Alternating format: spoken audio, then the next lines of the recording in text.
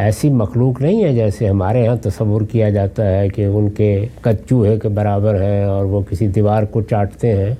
یہ تو محض داستان سرائی ہے، اس کی کوئی حقیقت نہیں. اس کے بعد اب یاجوج ماجوج کا کھول دیا جانا ہے، یعنی ایک اور نشانی یہ بیان ہوئی ہے. اس کی تفصیلات ہم کچھ سمجھنے کی کوشش کریں گے کہ اس سے کیا مراد ہے. چنانچہ میں نے اس پر بھی ایک تفصیلی نوٹ لکھا ہے.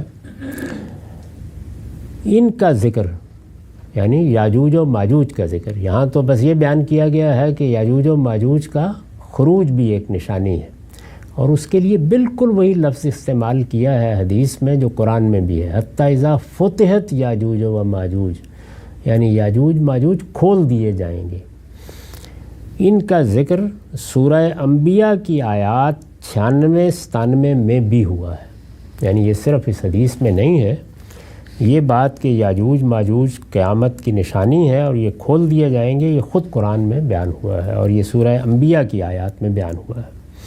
تو اب یہ ظاہر ہے ایک بڑا سوال پیدا ہوتا ہے کہ باقی نشانیاں تو چلیے روایت میں آئی ہیں، ان کی نسبت کے بارے میں شبہ ہو سکتا ہے، لیکن یہ واحد نشانی ہے وقوع قیامت کی جو خود قرآن میں بیان ہوئی ہے. یہ دونوں یعنی یاجوج ماجوج دونوں نوح علیہ السلام کے بیٹے یافس کی اولاد میں سے، یعنی یہ کوئی ایسی مخلوق نہیں ہے جیسے ہمارے ہاں تصور کیا جاتا ہے کہ ان کے قد چوہے کے برابر ہیں اور وہ کسی دیوار کو چاٹتے ہیں. یہ تو محض داستان سرائی ہے، اس کی کوئی حقیقت نہیں. یہ ہماری طرح اللہ کے بندے ہیں اور نوح علیہ السلام کے بیٹے یافس کی اولاد ہے. نوح علیہ السلام کے بیٹوں کا پورا شجرہ بائبل میں بیان ہوا ہے. اس میں یہ بتایا گیا ہے کہ جب وہ کشتی میں سوار ہوئے تو ان کے 3 بیٹے ان کے ساتھ تھے، اور ان تینوں کے نام بھی ہم جانتے ہیں. یہ جو آپ دنیا میں بعض نسلوں کے بارے میں کہتے ہیں کہ یہ سامی نسلیں ہیں، تو یہ ان کے بیٹوں ہی سے نسبت میں بیان کی جاتی ہیں. یاجوج و ماجوج کا ذکر سورہ انبیاء کی آیات 96-97 میں بھی ہوا ہے. یہ دونوں نوح علیہ السلام کے بیٹے یافس کی اولاد ہیں، یعنی 3 بیٹے ان کے ہیں، سام، حام اور یافت. تو یہ یافت کی اولاد ہے جو ایشیا کے شمال مشرقی علاقوں میں آباد ہوئی. یعنی ان کا وطن کون سا ہے؟ جس طرح سے حام کی نسلوں کا وطن افریقہ ہی رہا، یعنی جب ہجرت ہوئی ہے بڑے پیمانے پر تو وہ وہاں سے نہیں گئے، اسی وطن میں رہے. سامی نسلیں زیادہ تر مشرق وسطیٰ میں آباد ہوئیں یا افریقہ کے شمالی علاقوں میں آباد ہوئی ہیں، دوسری جگہوں پر بھی گئیں لیکن زیادہ تر ان کا وطن یہ رہا ہے. اور یافس کی اولاد یہ ایشیا کے شمال مشرقی علاقوں میں جا کر آباد ہوئی ہے. یہ جو وسط ایشیا کے علاقے کہلاتے ہیں، یورپ کی طرف جو علاقے ہیں وہاں آباد ہوئی. بائبل کی کتاب پیدائش میں ہے، بائبل میں جو پہلی کتاب ہے پیدائش کی کتاب، اس میں یہ سب بات بیان ہوئی ہے. اس میں لکھا ہے، یہ 10ویں باب کی 1 سے 5 آیات ہیں. ان کا ترجمہ ہے، نوح کے بیٹوں سام، حام اور یافت کی اولاد یہ ہے. یعنی شجرہ نسب بیان ہو رہا ہے کہ 3 بیٹے ہیں، ایک سام ہے، ایک حام ہے اور ایک یافت. یافت اور یافس دونوں تلفظ ہیں، اسی طرح سم اور سام دونوں تلفظ ہیں. ان کی اولاد آگے بیان ہوتی ہے. طوفان کے بعد ان کے ہاں بیٹے پیدا ہوئے، یعنی جب کشتی زمین پر آ گئی اور طوفان ختم ہو گیا تو ان کے ہاں بیٹے پیدا ہوئے. کن کے ہاں؟ یعنی سام کے ہاں بھی آگے اولاد پیدا ہوئی، حام کے ہاں بھی اور یافت کے ہاں بھی. بنی یافت یہ ہیں، سب کے شجرے بیان ہوئے ہیں بائبل میں. تو بنی یافت یعنی یافت کی اولاد کیا ہے؟ وہ یہ ہیں، جمر اور ماجوج اور مادہ اور یاوان اور توبل اور مسک اور تیراس. یہ ابھی بھی بعض علاقوں کے نام انہی کے نام پر ہیں. توبالسک، ماسکو، یہ نوح کے پوتوں کے ناموں پر ہیں. یاوان جس کو آپ جاپان کہتے ہیں، اب یہ وہی لوگ ہیں سب کے سب. جمر اور جوج اور مادہ اور یاوان اور توبل اور مسک اور تیراس۔ اب ان میں سے جمر کے بیٹے پھر بیان کیے ہیں، اور جمر کے بیٹے اشکناز اور ریفت اور توجرما، اور یاوان کے بیٹے الیسا اور ترسیس، کتی اور دودانی۔ عربی بائبل میں اس کو کتیم اور دودانیم لکھا جاتا ہے، تو یہ ان کے نام ہیں۔ قوموں کے جزیرے انہی کی نسل میں بٹ کر ہر ایک کی زبان اور قبیلے کے مطابق مختلف ملک اور گروہ ہو گئے، یعنی یہ قدیم نام سب جو ہیں انہی کے ناموں سے پڑے ہوئے ہیں، تو آہستہ آہستہ ان میں پھر تبدیلیاں آ جاتی ہیں۔ یہ بائبل کا بیان ہے۔ یہی بیان مسلمان مورخین کا ہے، یعنی ہمارے جتنے مورخین ہیں وہ سب یہی بات بیان کرتے ہیں۔ تاریخ کی کتابیں شروع ہی یہاں سے ہوتی ہیں، وہ خواہ ابن کثیر کی البدایہ والنہایہ ہو یا ابن خلدون کی تاریخ ہو یا ابن اسیر کی ہو، سب یہیں سے شروع ہوتی ہیں۔ یہی بیان مسلمان مورخین کا بھی ہے۔ ملاحظہ ہو الکامل فی التاریخ ابن الاسیر، پہلی جلد کے 68 صفحے پر یہ ساری بات اسی طرح بیان ہوئی ہے۔ البدایہ والنہایہ میں پہلی جلد کے 175 صفحے پر یہی بات بیان ہوئی ہے۔ ابن خلدون نے تصریح کی ہے کہ علماء انساب یافس کی باقی اولاد کے بارے میں تو اختلافات بھی بیان کرتے ہیں، یعنی اولاد کے ناموں کے بارے میں جو انساب کے ماہرین ہیں، قدیم سے نسب نامے بیان کر رہے ہیں، وہ کچھ اختلافات بھی بیان کرتے ہیں، مگر اس پر متفق ہیں کہ یہ دونوں یعنی یاجوج و ماجوج اسی کی ذریت، اسی کی اولاد میں سے۔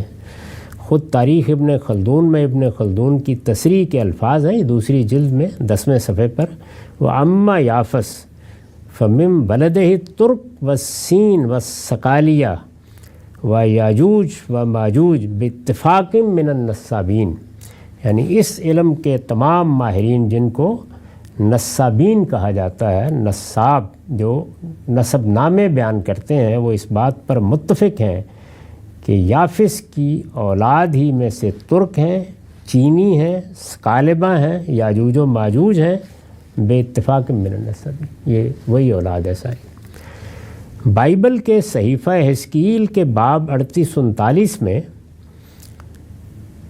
یعنی یہ ایک پیغمبر کا صحیفہ ہے، بائبل ہی کے مجموعے میں ہے۔ بائبل کے صحیفہ حزقیل کے باب 38-39 میں ان کا تعارف، یاجوج و ماجوج کا تعارف روس، ماسکو اور طبالسک کے فرما روا کی حیثیت سے کرایا گیا ہے، یعنی اس وقت اس زمانے میں ان کی فرما روائی تھی اس علاقے پر۔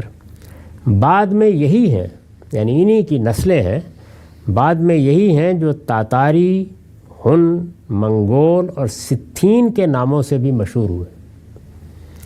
بعد کی نسلوں میں پھر الگ الگ نام پڑھنا شروع ہوئے۔ چنانچہ اسرائیلی مورخ یوسیفوس ان سے مراد ستھین قوم لیتا ہے، یعنی وہ اصل میں جب ستھین کہتا ہے تو انہی کے بعد کی نسلوں کا نام مستعار لیتا ہے۔ اور جیروم کا بیان ہے کہ ماجوج کاکیشیا کے شمال میں بحر خزر کے قریب آباد تھے، وہ ان کا علاقہ یہ بتاتا ہے۔ یہ مختلف بڑے مورخین ہیں جنہوں نے دنیا کی تاریخ لکھی ہے۔ پھر یہ بھی معلوم ہے کہ انہی کے بعض قبائل یورپ پہنچے اور اس کے بعد ان لوگوں میں شامل ہوئے جنہوں نے امریکہ اور آسٹریلیا کو آباد کیا۔ یوحنا عارف کا جو مکاشفہ بائبل کے آخر میں نقل ہوتا ہے، ان کی روح سے، اس کی روح سے، یعنی یہ تو حزقیل کا بیان تھا یا مختلف مورخین کا، اس کے بعد آخر میں بائبل کے آخر میں یوحنا عارف کا مکاشفہ ہے، اس کی روح سے ان کے خروج کی ابتدا، یعنی کب ہوگا ان کا خروج۔ خروج کا مطلب یہ ہے کہ یہ دنیا میں اپنی جگہ پڑے ہیں، ان کی سلطنتیں قائم ہیں، بادشاہی کر رہے ہیں، دنیا میں نکلیں گے ایک غلبہ رکھنے والی قوم کی حیثیت سے، تو وہ کب ہوگا؟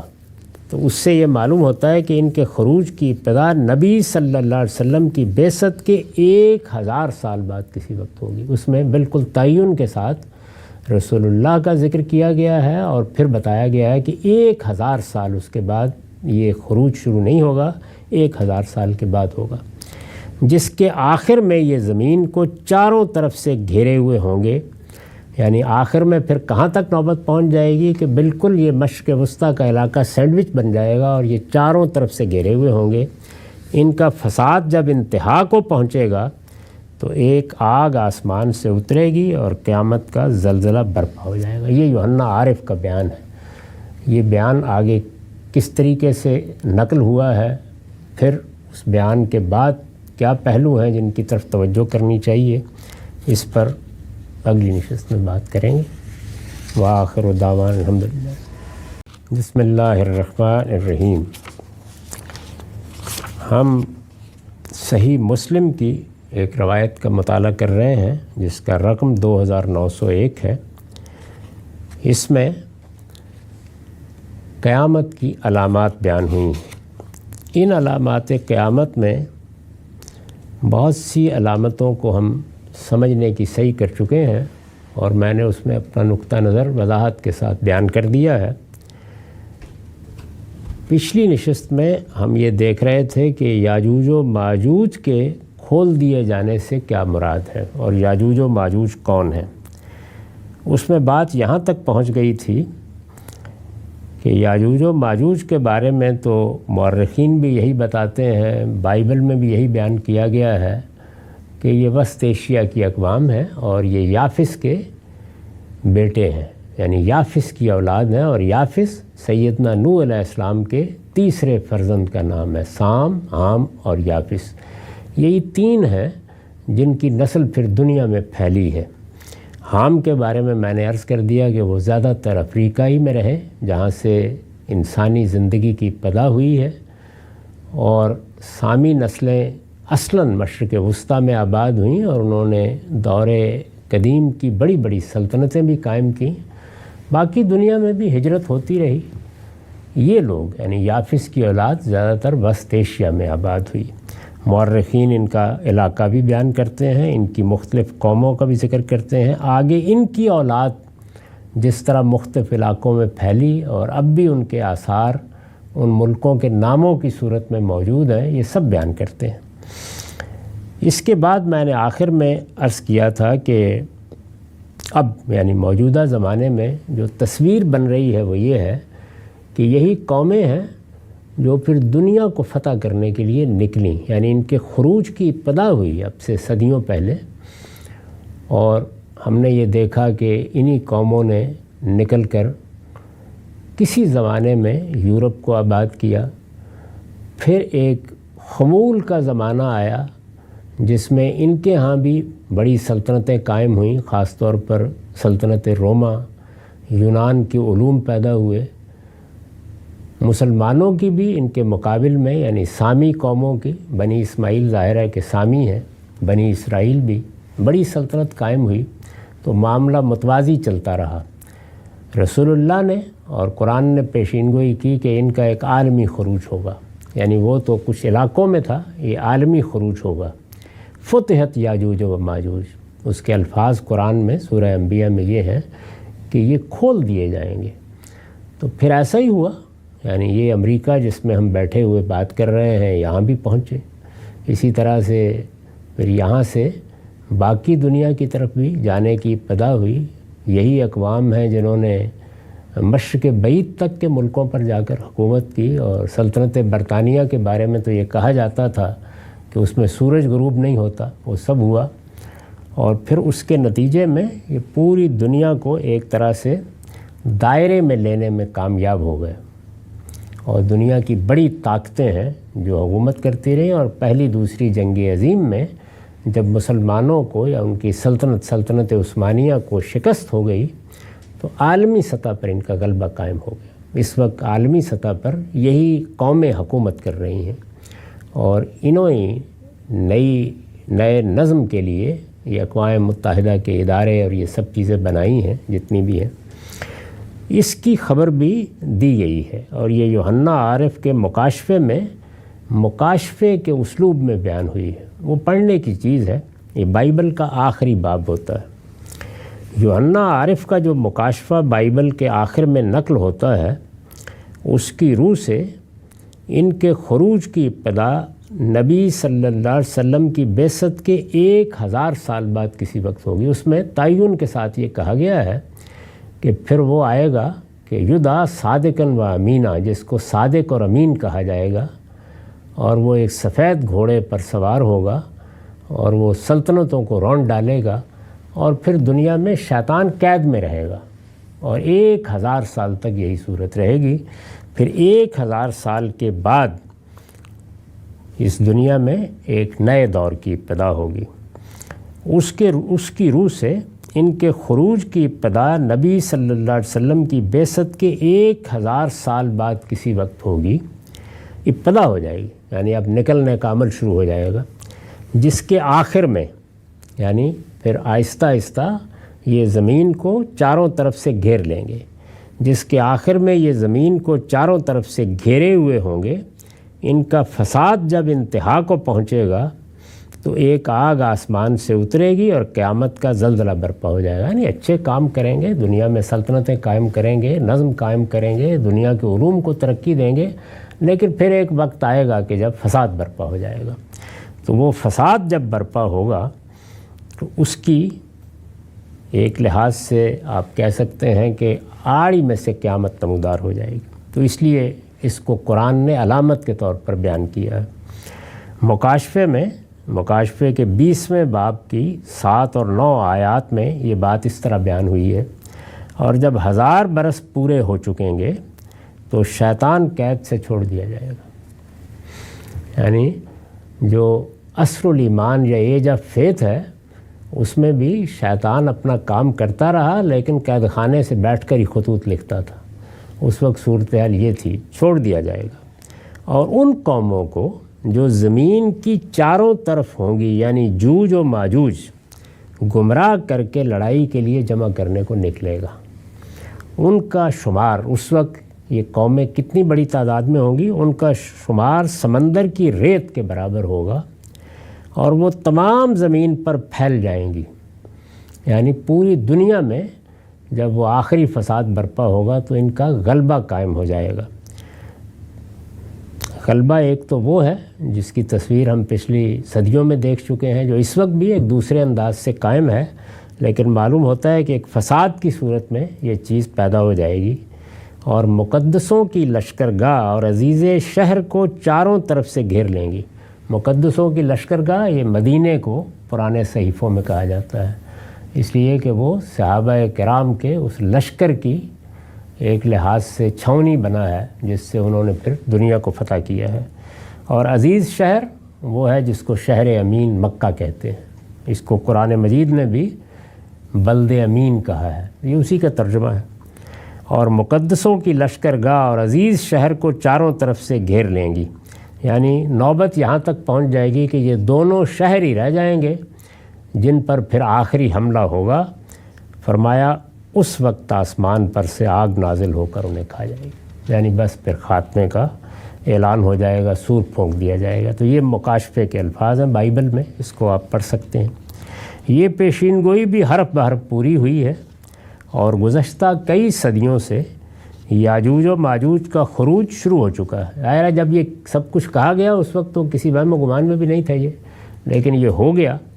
اس وقت عالمی سطح پر انہی کی حکومت قائم ہے۔ یہ ذہن میں رکھیں کہ خود عثمانی بھی یہی تھے، یعنی ان کا بھی خروج اصلاً مسلمانوں کی وہ حکومت جو بنی اسماعیل کے تحت قائم ہوئی وہ عباسیوں کے ساتھ ختم ہو گئی۔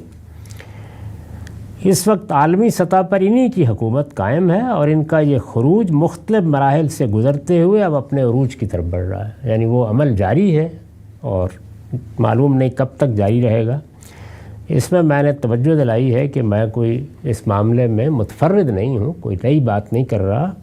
اس کی تفصیلات کے لیے آپ علامہ انور شاہ کشمیری کی فیض الباری دیکھ سکتے ہیں، اسی طرح ابوالکلام آزاد کا ترجمان القرآن دیکھ سکتے ہیں، سید ابر اللہ مودودی کی تفہیم القرآن دیکھ سکتے ہیں۔ سب اہل علم اس کو اسی طرح بیان کر رہے ہیں۔